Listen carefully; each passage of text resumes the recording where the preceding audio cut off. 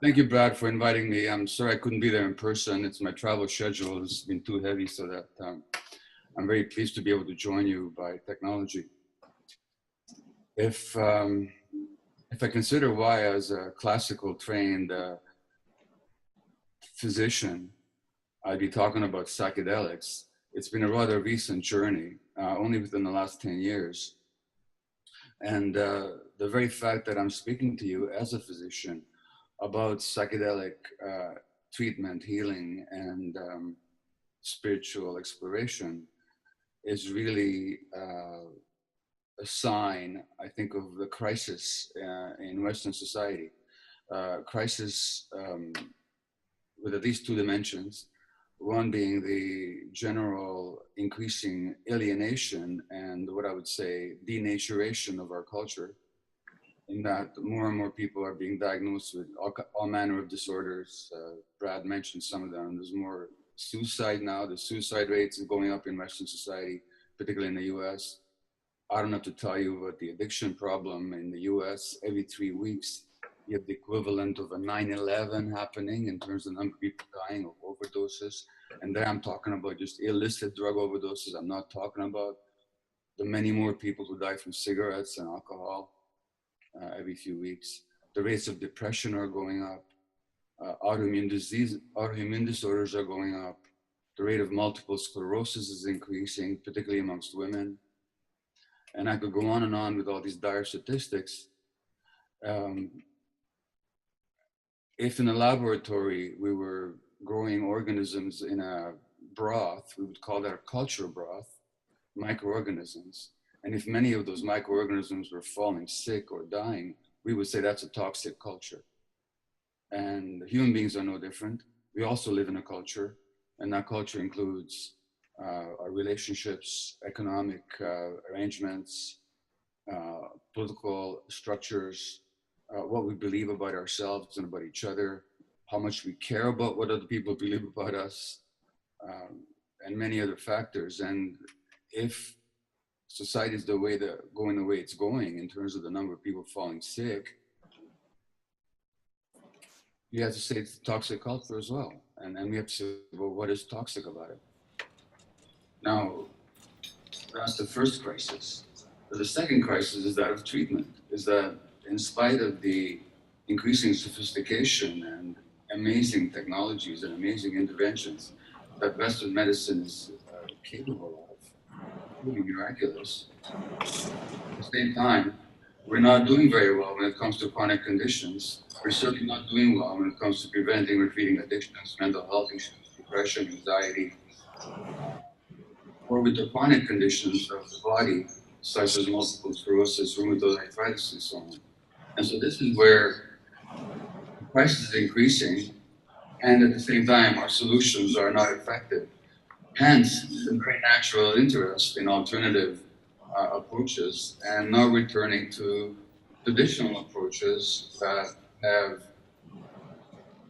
been around for a long, long time in other cultures. And at the same time, we're discovering other substances created by modern science that have an effect on the mind, similar, or at least analogous to what these traditional substances do. And what do they do? Well, Bill W., the physician who was one of the founders of AA, and Alcoholics Anonymous, doesn't talk about this very much, but he actually experimented with LSD. And what he said was, he found LSD to be a spiritual eye-opener. And he said that, I don't believe LSD has any miraculous properties of transforming spiritually and emotionally sick people into healthy ones overnight. But it can set up a shining goal on the positive side. After all, it is only a temporary ego reducer. Well, temporary ego reducer, I think, is a wonderful way of summing up one of the significant aspects of what psychedelics do. What is the ego, and why does it need to be reduced? Well, the ego, which is really a defensive structure that we adapt or develop early in life to protect us from our vulnerability, then becomes our prison. The Swiss-German psychotherapist Alice Miller wrote a famous book called The Drama of the Gifted Child, which is about childhood trauma. But the German title of the book, the original title was Prisoners of Childhood. And what she means by that is that when vulnerable children, sensitive children, are traumatized, they build up defenses against that trauma. And those defenses help the child endure the early stress and duress, but those same defenses, those same ego defenses, those same mechanisms become our prisons. And those prisons keep us from ourselves, from being connected to other people, to nature, to the world, to spiritual reality. And so a temporary ego reducer basically helps us break through to our true selves that the ego has learned to cover up because our true selves were so vulnerable and so hurt. We had to protect ourselves somehow. And those same protections now imprison us. So I think that the primary effect of psychedelics, and I'm talking about psychedelics of all kinds, whether we're talking about the shamanic modalities of ayahuasca or iboga, or we're talking about peyote, or we're talking about mushrooms, or we're talking about the human-derived, the human-made psychedelics such as MDMA or LSD or 3-MMC, what we're talking about primarily is at least temporary ego reducers. Now, I have had that experience of that myself. After my book on addiction came out, In the Realm of Hungry Ghosts, I would travel and speak about the book, as I still do, and people would ask me, what do I know about ayahuasca and the treatment of addiction? And I'd say I know nothing. And how would I know anything? I'm a medical doctor, why would I even know about it? And then next time I spoke, somebody else would put their hand up and say, what do you know about the treatment of addiction and ayahuasca? And I say, I know nothing. And finally, I was getting quite annoyed by these questions. I've spent 3 years researching and writing a book. Ask me about something I know about, for God's sakes. But that's not how the world works. The world is knocking on your door until you happen to have the wisdom to open the door and say, what's going on out here? And I had the opportunity to sit in an ayahuasca ceremony, and within 20 minutes I got it. And I had these tears of love rolling down my cheeks, and I understood two things very quickly. One is that I had been running away from love all my life, because when I was an infant and open-hearted, I was so hurt. So I was running from love, and in so many ways, including with my addictive behaviors. I realized that, but I also realized that the love that I was running away from was still in me, still available to me if I just opened my heart. So that was a temporary ego reducer. I thought my life had been changed and transformed, and it was, until next morning. And 2 days later, I was back to my usual patterns. But I had glimpsed something, I had seen something that was possible. And that's when I got interested in all these different modalities. More recently, this is 10 years later now, and 3 months ago, I was having an experience with iboga, the African plant from Gabon. And I tell you, it's not for the faint-hearted. And I'll say more about the circumstances under which one should engage in these practices. But I was with good people, good guidance, I was safe. And I experienced my operating system being the programmed reactions and beliefs and psychological mechanisms through which I had lived so much of my life. And I experienced my operating mechanism as metallic and mechanical and kind of automatic and kind of grinding, dense feel about it, as opposed to my true self that was fluid and fluent and spontaneous and very alive and flexible and non-rigid. And I could actually sense myself as separate from my operating system. Now that was a real liberation. And over my years of work with psychedelics, I've been working with them for 10 years, this is what I've seen. I've seen people liberate themselves from their operating systems, this rigid, mechanical, programmed entity, and get that that's not who we actually are. Now, Western society, with its left brain, mechanical, dualistic, mind-body separated perspectives, very much supports and entrenches the operating system and very much devalues or ignores the true self. And so no wonder we're looking for alternatives, because we know that it's no longer working for us. And just how poorly it's working for us, just look at our politics and economics and health issues. So I've worked with these modalities for 10 years now. I can tell you many success stories. I'll just read you a couple of acknowledgements that I've received, out of many hundreds. Somebody writes to me, "This has been an experience beyond words. I've been very deep in thought, but strangely in touch with my feelings." Now, get that language, strangely in touch with my feelings. The least strange for any creature is to be in touch with our feelings.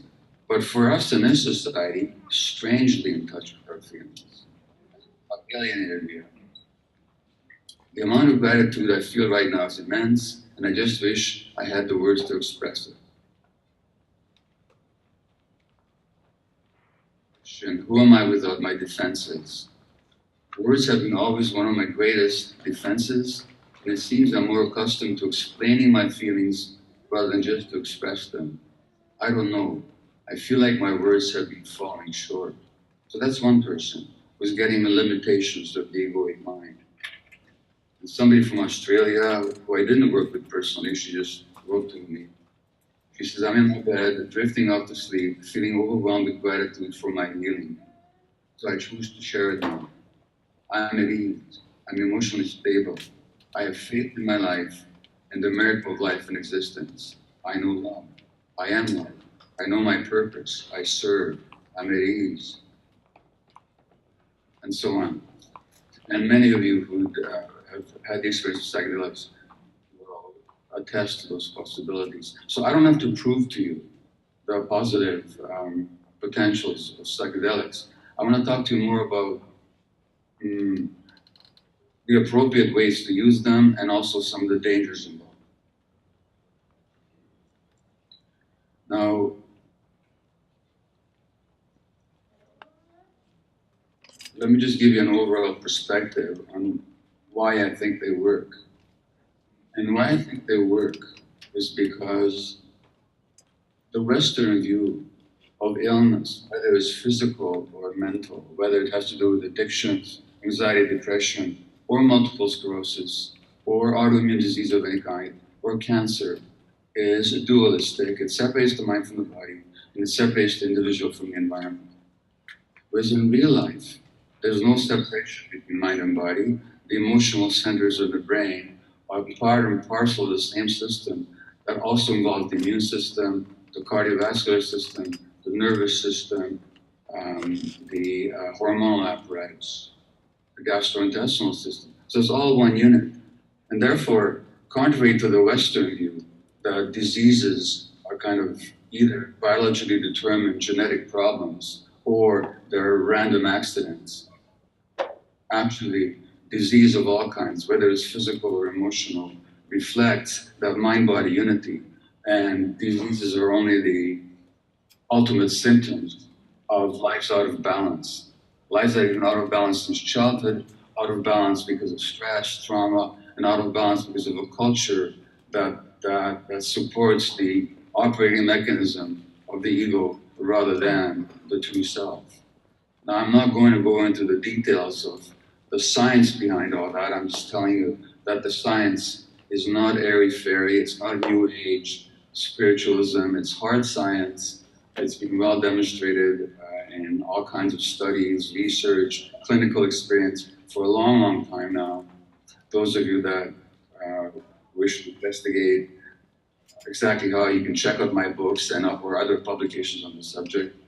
But the whole point is that diseases manifest lives, and those lives include our relationships and our emotional existence as well. And so therefore, when you can get past those operating mechanisms, when we can go deeper than the egoic self, we're getting at the sources of health and illness. And to the degree to which psychedelics can do that, they can help us achieve health and healing. So that's why they work. That's why they have the potential to work. And therefore, I've seen tremendous healing from physical illnesses and depressions and addictions and so on. And let me just give you one example of that. And I'm going to ask you to consider this question for yourself. Addiction is considered by Western medicine to be a disease, a brain disease, largely with genetics. I don't think that's the case at all. I think genetics has very little to do with it, and it's not a disease. It behaves like a disease, but that doesn't make it a disease. Let me tell you what addiction actually is. And consider this for yourself now.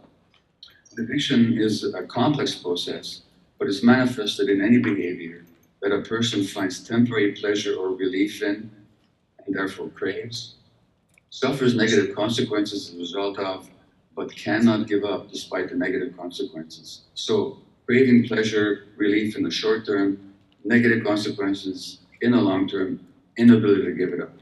So, I'm looking at you guys on the screen now. I'm going to ask you to raise your hand if you recognize that you've ever had an addictive pattern. And notice, I didn't say anything about drugs. I said any behavior. That could be gambling, sex, eating, shopping, pornography, gaming, and of course drugs as well, alcohol. Just raise your hand. Anybody not raise their hand? Raise your hand if you didn't raise your hand, okay? Now I'm going to ask you to ask yourself this question. Not what you were addicted to, when or for how long, but what did it do for you? What did you like about it? Now, if I was there with you in person, I would be pointing at some of you now, and you'd be telling me, and here's what you'd be telling me. You'd be telling me it soothed my pain. You'd be telling me it numbed me out. You'd be telling me it reduced my stress. You'd be telling me it gave me a sense of control. You'd be telling me it made me feel closer to other people.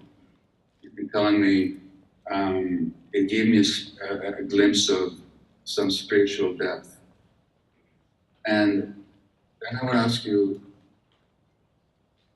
to recognize that the addiction wasn't your problem. The addiction was your attempt to solve the problem.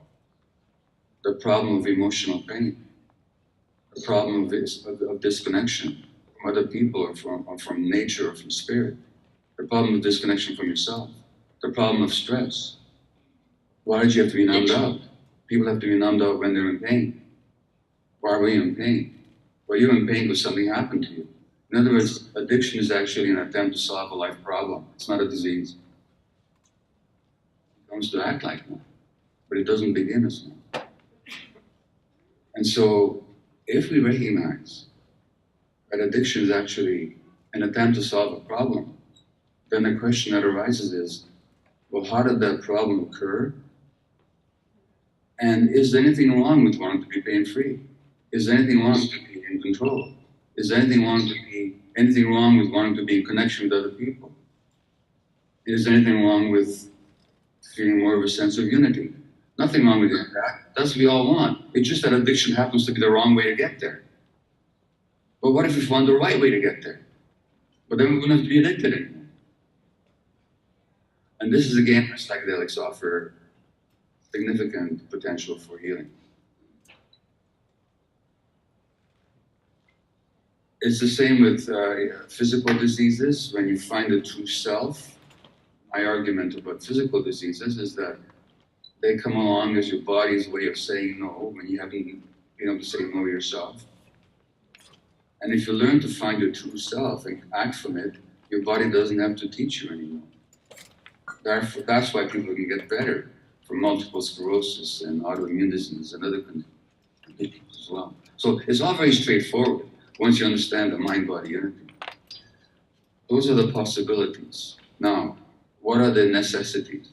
The necessities are that these modalities be used in the appropriate context. What happened in the 1960s was very much a sorcerer's apprentice phenomenon. If you remember the Walt Disney film, The Sorcerer's Apprentice, where Mickey Mouse is the assistant to the sorcerer. The sorcerer uses potions and magic incantations to do good. But he knows how to control those forces. He knows how to marshal them in the service of positive outcomes. In his absence, Mickey, without the training, without the expertise, without the wisdom, starts releasing these forces, and they do all kinds of havoc because it's not the right context and he doesn't have the wisdom. Now, in the 60s, a lot of people started using psychedelics like Mickey Mouse. And the results were predictable. A lot of havoc, which then supported the establishment prejudice against those substances in the first place. Because you see, the Western egoic mind, including the political, medical establishment, thinks in very narrow terms. It is ego-based, therefore it's threatened by anything that challenges the ego. So it was already minded to be against the psychedelics. Now, when the 60s happened and the Sorcerer's Apprentice phenomenon occurred, now they had all kinds of proof why they should ban the psychedelics. And so they took the same attitude towards psychedelics as towards banned substances under the so-called war on drugs. And this is what we're up against right now. In terms of the research that needs to be done, is that we're still faced with the war on drugs phenomenon. Blessedly, that is being eroded now with the recent success of MDMA that I'm sure you hear about.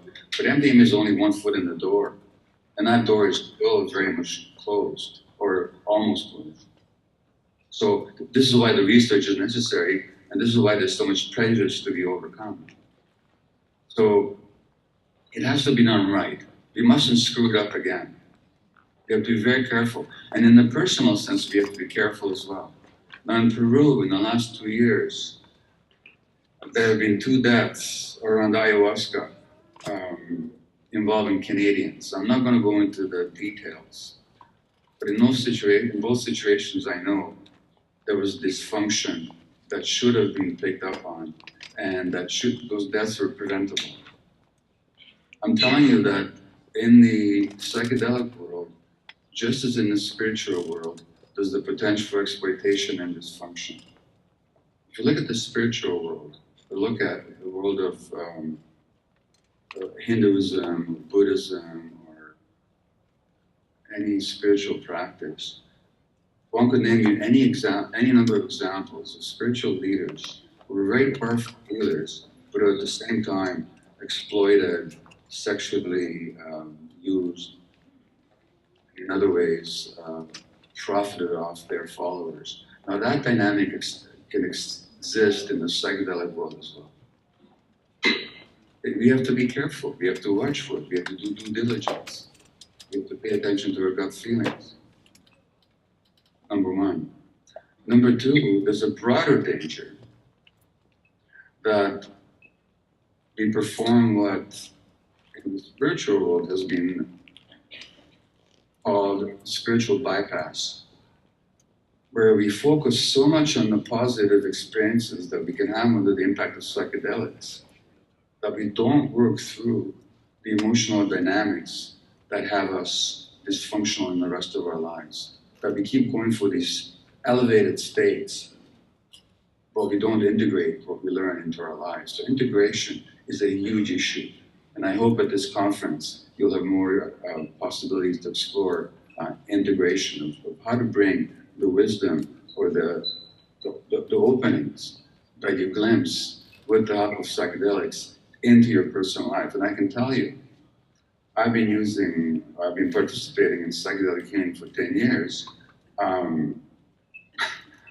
But as my spouse will tell you, she has not been that impressed with how that's. As I've said in other contexts, I married my own lie detector, you know. want to know how successful you are with the psychedelics, don't get high on your experiences and talk about the insights and the breakthroughs and the visions or whatever you happen to have. Ask the people around you how you're living your life. Ask them how they feel about you. Ask them how they experience you. Then you'll know whether you've integrated it or not. So that integration process is absolutely essential. And that, we can talk about it, particularly the depression period, if you like. But for integration, what's needed is that you really draw the lessons of those experiences. See, I don't particularly care what kind of experience you have in that session. To me, there's no such thing as a bad trip or a good trip. People talk about bad trips, good trips. Well, good and bad are dualistic categories of the egoic mind. As soon as you say you had a good trip, you're talking from ego. As soon as you say you had a bad trip, you're talking from ego. What you had is you had a journey. And in that journey, you had certain experiences. And those experiences may have been beautiful, you may have had visions, or you may have had dark, dark emotions. You may have had fear, you may have had terror, you may have had rage, you may have experienced hatred, you may have experienced love. That's just what happened. It's a question of what did you learn? Because whether you experienced hatred or rage, whether you experienced beauty and love, those are all aspects of reality. That hatred and rage you experienced, guess what hatred and rage they are? They're the hatred and rage that you've been carrying all your life. And the beauty and the love that you've experienced, that's what's in you as well. That's what's available to you. It's not good or bad to experience any of that. What makes it helpful or not helpful is what do we learn from it, and how do we integrate what we learn into our lives. Now, there's an interesting quote by the Comanche chief, Connor Parker. Connor Parker was the last chief of the Comanches who fought against Texas and Western colonialism for a long time until inevitably their source of livelihood were destroyed and they were defeated and forced onto the reservations. And that's when Connor Parker became interested in peyote and became quite an advocate for the use of peyote in spiritual ways. And Parker said, very tellingly, he said that the white people go to church and they talk to Jesus, and the Indian people go to their teepees and they talk with Jesus. And what he was talking about was the potential of that psychedelic experience to bring you into direct contact with, you want to call it God, you want to call it spirit, you want to call it truth, whatever. So there is that potential there, and therefore what I'm suggesting is that these modalities, and whether they're modalities of the traditional plant kind, or whether the Western industry-derived alternatives, they have to be approached with reverence. They have to be approached with real respect. That these are not trifles. These are not there for us to play with. They're there to teach us. They're there for us to deepen experience of life and to heal, to become whole. They have to be treated and greeted with a lot of respect, and therefore, the context in which we engage in them has to be appropriate. For each psychedelic modality, whether it's TNMC, whether it's MDMA, whether it's peyote, whether it's ayahuasca, whether it's iboga, there's its own appropriate context. And in each case, that has to be sought out and engaged with. The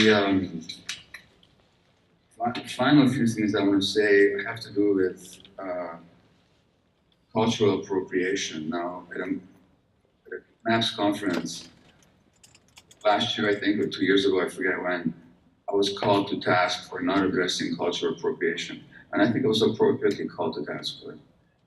I think it's all too easy for us to, with our typical North American, let's get in there and do something kind of mentality, to forget the source and to get our respect for the source. The people who develop these modalities, and particularly I'm talking about the plant modalities, whether it's ayahuasca, whether it's iboga, whether it's peyote, they've suffered a lot. They've suffered a lot from us, and they continue to. And so somehow, when we engage in their modalities, I'm not one of those who thinks we should never use them, and I'm not one of those who thinks we have no right to it. I think that those peoples that develop those modalities are very happy to share them with us, and they feel that what they have learned can help heal us as well. But I think we have to do so with respect, and every time we do, I think we have to do it with acknowledgement of what they've given us. And I also think we have to think about what we can give back in each case, and that's sometimes been missing. Let me pause here for a moment and see if there's anything that I wanted to say that I haven't before I open this up for questions. Well, not really. To sum it up, good reason why the psychedelics have come along when they have. I think the recent tremendous success of Michael Pollan's book, I'm sure many of you are familiar already, shows the hunger and the need for alternative modalities. I think we should be wary of thinking that anything is a panacea. These are not panaceas. They're not for everybody, and they do not take the place of hard work that has to go on when we've finished the ceremony, after we've completed the process. That's when the hard work really begins. And that's again what I call integration. You have to be careful of the spiritual bypass, and you have to approach these modalities with a lot of respect and a lot of due diligence. Thank you.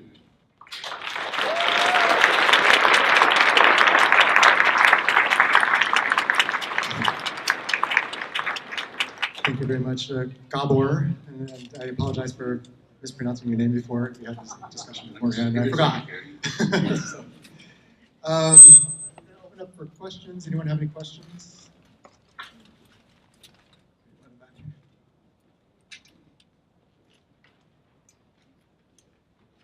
Oh, and just real quickly, so if people have questions, just try to keep them brief. I know a lot of people want to tell their story and stuff like that before they get to the question, but with the amount of time we have, just keep it brief. Okay, I'll try to be as brief as possible. I thought what was very interesting when you started addressing the subject about the psychedelics in the 60s.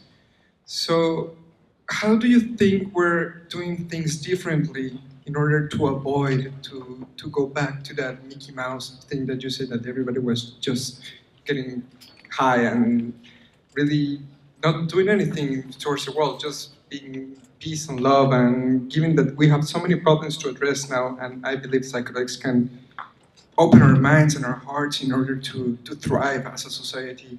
But I mean, I see the risks to fall back into that, I don't know how to say, but back into that wrongdoing of psychedelics, So how do you think it will develop in the future?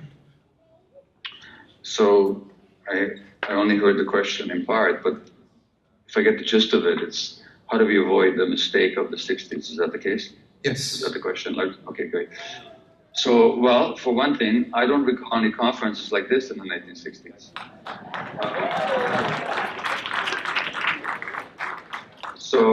So just the fact that people are coming together to seriously talk about it and exchange research and exchange experience and develop strategies, that's a change. We can't prevent, the fact is we're not going to prevent people from using this stuff. We're just not going to prevent it.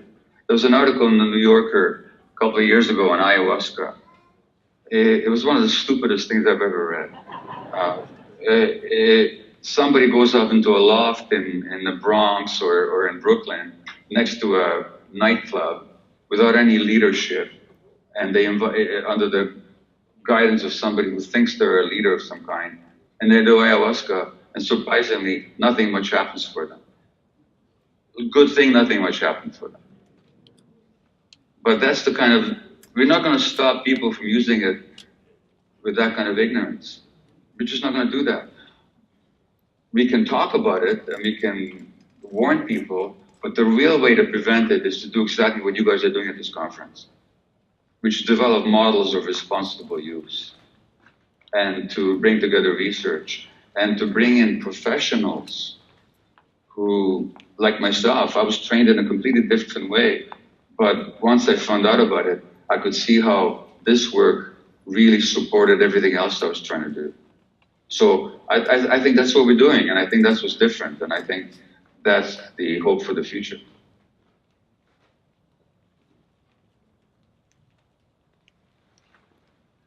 Another question.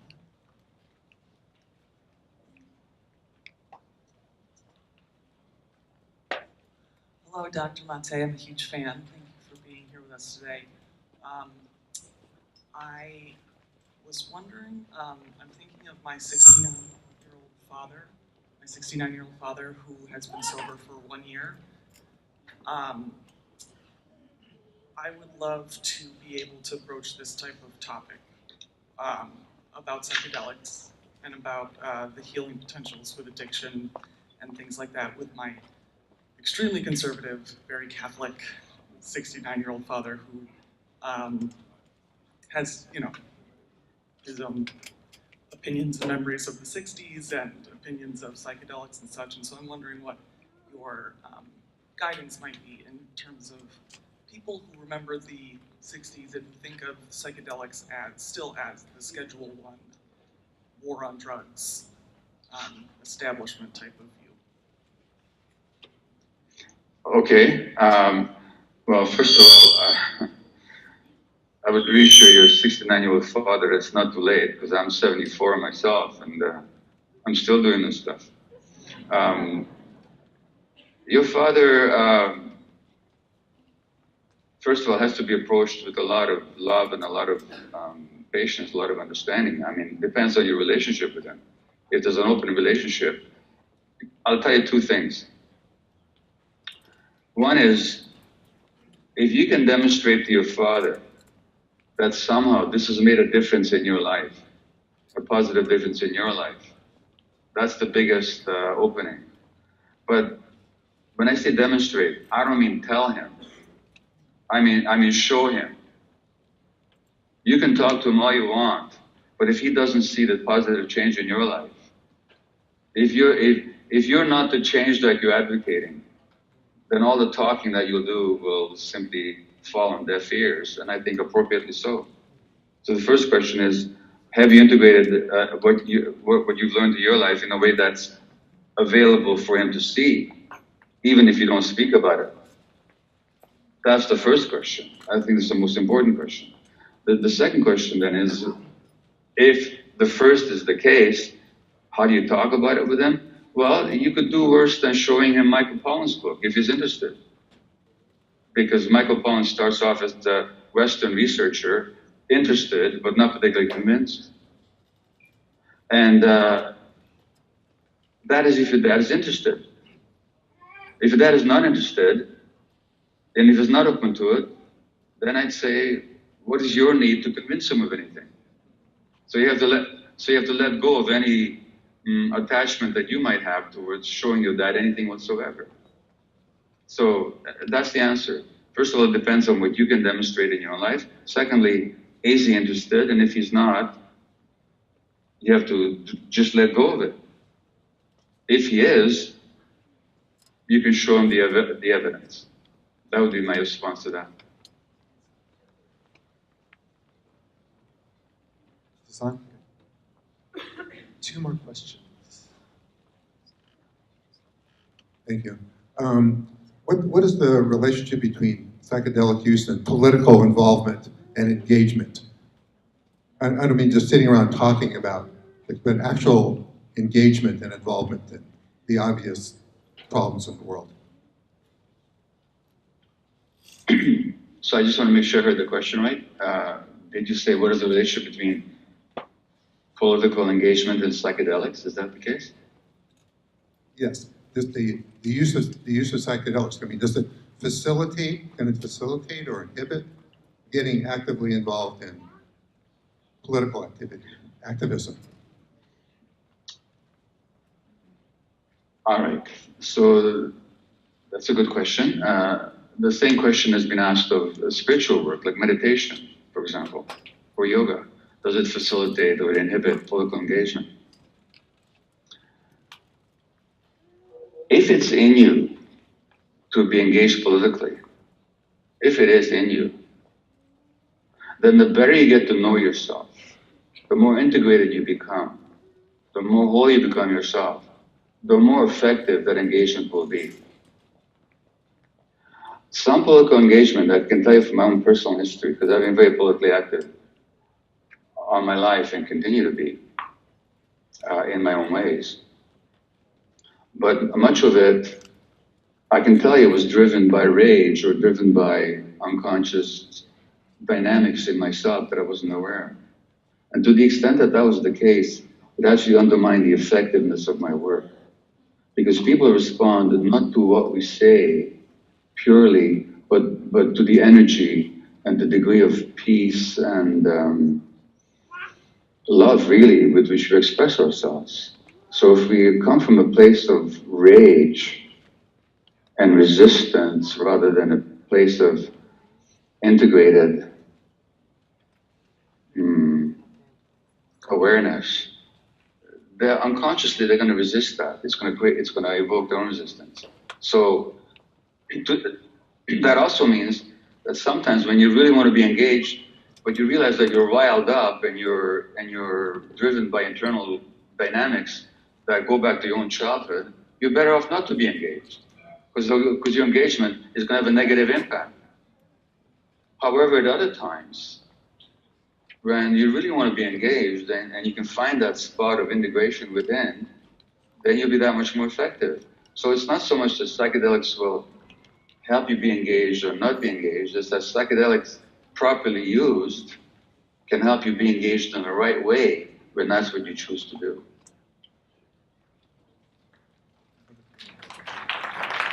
So, Gabor, do you have time for 2 more questions? 2 more questions, is that okay? Are you asking me? Yes. Okay, that was one question, one more then.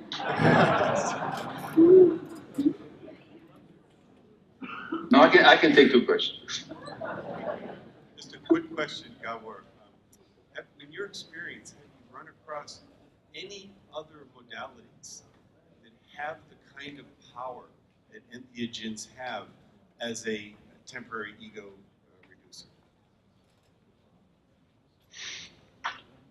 Well, I'm glad you prefaced your question with the phrase, in your experience.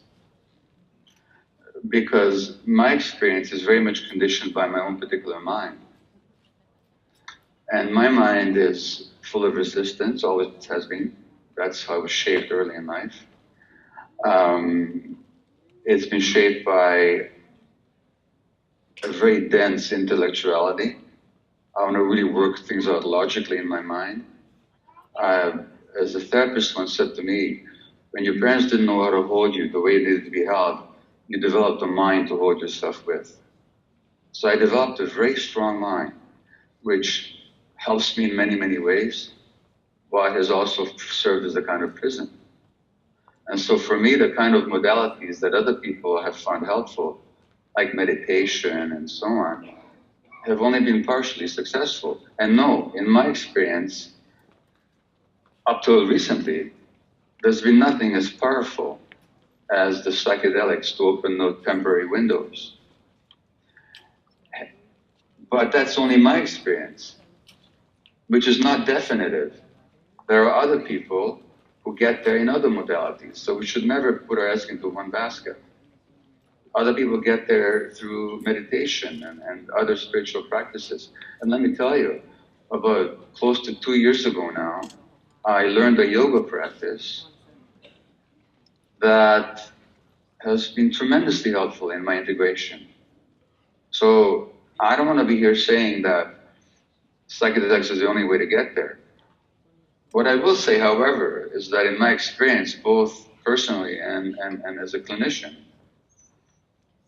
they can work like a jet plane as opposed to a horse-drawn buggy in the appropriate context. And again, the question then is that going to be integrated or not? So yes, it is the fastest way that I know to get there, but keeping in mind that opening that temporary window is not the be-all and the end-all. And ultimately, people that get there through other ways where their brains weren't chemically changed temporarily, it's more lasting. So we have to look at it from every angle. So again, the answer is no. I don't know anything as quick as that for most people, and certainly not for myself. But the integration still remains the most important aspect. I heard you say at one point they are superhighways to self-awareness. Superhighways to self-awareness is what I heard you refer to at one point. I would say it's a superhighway to a glimpse of self-awareness. Okay, for most people, I know some people, and maybe you do as well, and maybe you're one of them, who've had one or several or more psychedelic experiences, and you've really got self-awareness and it stayed with you. And if that's the case, that's great. But for myself and for most people that I've seen, those glimpses did not translate into permanent self-awareness. They were openings that then it took work to keep open in the long term. One more question on the other side.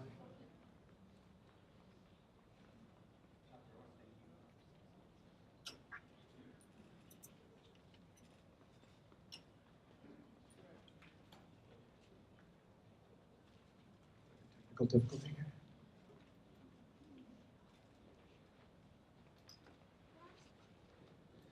Doctor, I just want to thank you for your inspirational books. And more importantly, you personally inspired me with your story of childhood trauma and how that sets us up for the addictions. So I'm really also inspired by your recommendation that it's not just the psychedelic experience, but it's the long-term work in our lives to understand how we affect other people through our behavior. What's your current opinion about the use of the 12 steps and 12-step groups to be more self-aware of our behaviors and how it affects other people for long-term integration? Well, it's interesting about the 12 steps. I mean, if I just take the steps, the 12 steps, in themselves, they're a beautiful guide to life. Recognizing the powerlessness of the little ego, seeking connection with one's higher self, however you see that, taking a moral responsibility, a moral inventory for how we behave in the world, taking 100% responsibility for ourselves, ongoing work on that. Those are beautiful steps for everybody, regardless of addiction or not addiction. That's distinct from the 12-step movement. So there's the 12 steps, then the 12-step movement. And the 12-step movement has, of course, helped a lot of people, and we have to acknowledge that. At the same time, it's got its limitations, like any other human grouping or institution. And one of their failings, as far as I'm concerned, is to look at the role of childhood trauma. So they look at addictions as a disease, to the disease model, rather than a trauma model. Which is interesting, because Bill W., the founder himself, was a traumatized child, abandoned by his parents when he was 12 years old. And there's also, sometimes, I perceive a kind of rigidity about the 12-step movement, in that they won't consider psychedelics, because they think it's another drug. But Bill W. himself used LSD for his own spiritual growth. So as much as I salute the 12 steps 100%, as much as I respect the work with the 12-step groups and I wish them every success, continued success, I see limitations in that they ignore trauma and that they tend to be too rigid. They don't see that what they don't understand about psychedelics is that it's a question of set and setting, that the use of a drug in one set, in one mindset, and in one setting is not the same as the use of a substance with another mindset, another intention, in another context.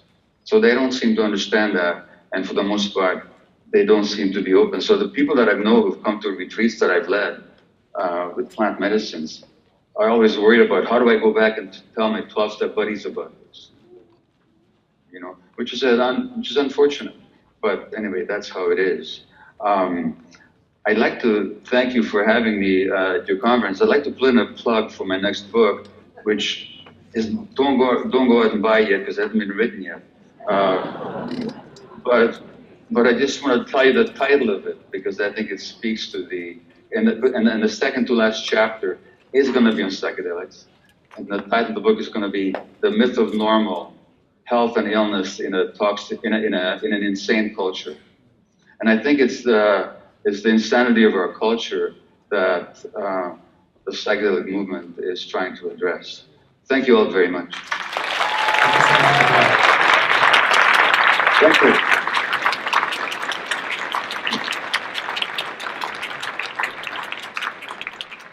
I just want to mention that Gabor's books